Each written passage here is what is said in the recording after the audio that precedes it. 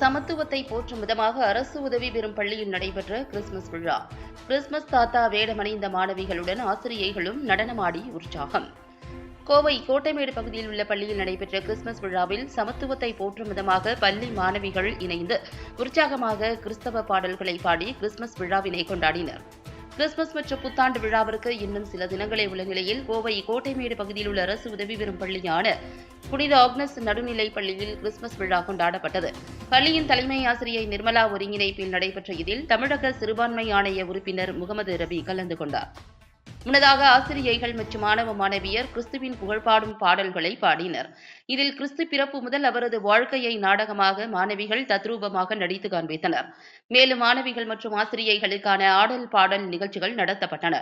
தொடர்ந்து கிறிஸ்துமஸ் தாத்தா வேடமிட்ட மாணவிகள் ஜிங்கிள் பெல் பாடல்களை பாட பள்ளி மாணவிகளும் உற்சாகமாக உடன் பாடி ஆரவாரம் செய்தனர்.